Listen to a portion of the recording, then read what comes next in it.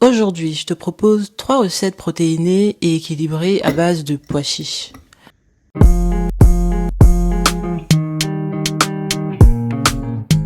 Les pois chiches sont riches en fibres et en protéines. Elles facilitent donc le transit intestinal et augmentent la satiété. C'est un allié de choix pour notre santé et notre porte-monnaie.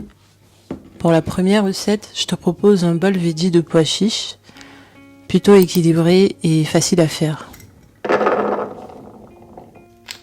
Donc on commence avec les pois chiches. L'idée c'est de mélanger les pois chiches avec différentes épices. Donc moi j'ai mis du paprika fumé, de l'origan, du sel, du poivre, de l'ail en poudre, avec un peu d'huile d'olive. L'idée c'est d'ajouter des épices qui vont donner du goût. Je place mes pois chiches épicés au four à 180 degrés, chaleur tournante pendant 20 minutes. Pendant ce temps, je m'occupe de l'accompagnement. Donc je commence par préparer mes champignons sautés à l'ail. C'est une recette que j'affectionne beaucoup parce que c'est simple et c'est très très bon.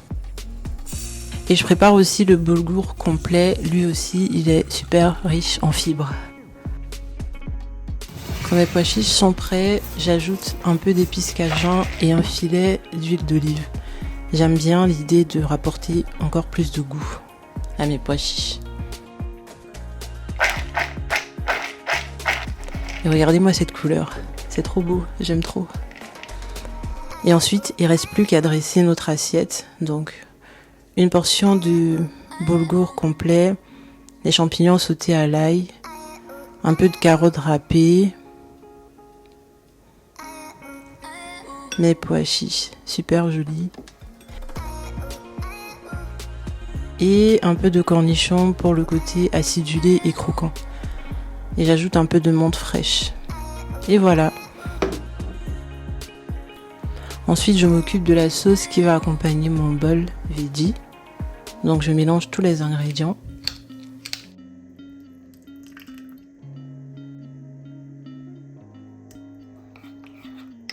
Et je termine avec le sirop d'érable. Et j'aime beaucoup ce goût sucré, salé, acidulé. Je trouve ça trop bien. Donc, il ne reste plus qu'à rajouter ma sauce. Et c'est prêt. Je pense que l'assiette peut bien se manger sans sauce aussi. À voir si vous préférez avec ou sans sauce. Et on a une assiette équilibrée, protéinée, riche en fibres, colorée et qui donne envie. Pour la deuxième recette, on part sur des galettes de pois chiches. Donc c'est une recette super simple. Il faut juste couper grossièrement tous les ingrédients, notamment la coriandre fraîche, le fromage, l'oignon.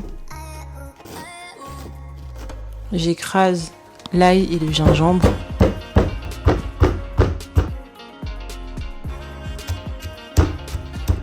Ensuite, je commence par mixer la coriandre fraîche dans mon robot.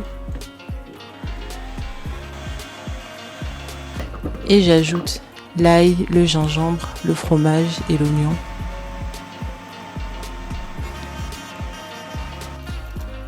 J'ajoute les épices et le reste des ingrédients. L'idée c'est de mélanger tout en gardant quelques morceaux de pois chiches dans la pâte. Ensuite je forme des galettes avec une cuillère. Donc la pâte elle va être un peu collante mais pas trop. Il ne reste plus qu'à cuire de chaque côté pendant 5 minutes à feu moyen.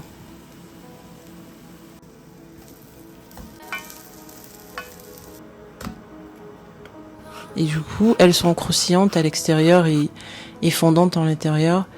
Et elles tiennent plutôt bien. Et je les accompagne avec une poêlée de légumes et des petits pois.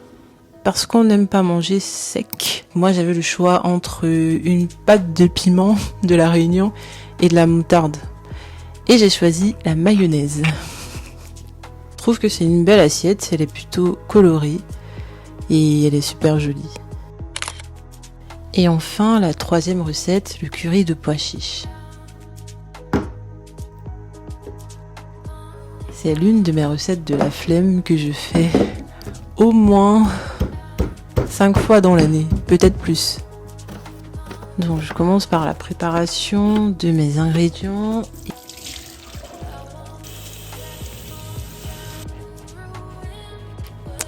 Et c'est parti pour la préparation du curry. Donc, dans un filet d'huile d'olive, je vais faire revenir mes émincés d'oignons avec mes gousses d'ail écrasées. Ensuite, j'ajoute des épices. Donc moi, j'ai mis du curcuma et du curry. J'ajoute mon coulis de tomates et du sel et du poivre. Et je fais cuire pendant une quinzaine de minutes. Et pendant ce temps, j'en profite pour préparer mon riz basmati.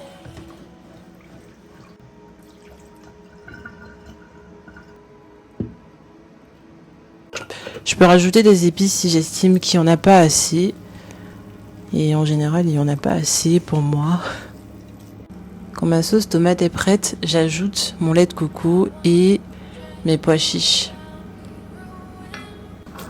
Et entre-temps, mon riz était prêt. Et je laisse à couvert pendant une dizaine de minutes. Et il n'y a plus qu'à dresser. J'accompagne mon riz au curry avec des choux de Bruxelles rôtis au four. Et je trouve que le fait de rajouter ces légumes me permet justement d'avoir une assiette plutôt équilibrée. Quelle est la recette qui te donne le plus envie parmi les trois? Je te remercie d'avoir regardé cette vidéo et j'espère vraiment qu'elle t'a plu. En tout cas, moi, j'ai bien aimé la faire. Si tu as aimé cette vidéo, je t'invite à la liker et à partager à quelqu'un à qui ça pourrait intéresser. Dis-moi en commentaire si tu veux d'autres vidéos de ce style. En tout cas, moi, j'ai plein d'idées en tête.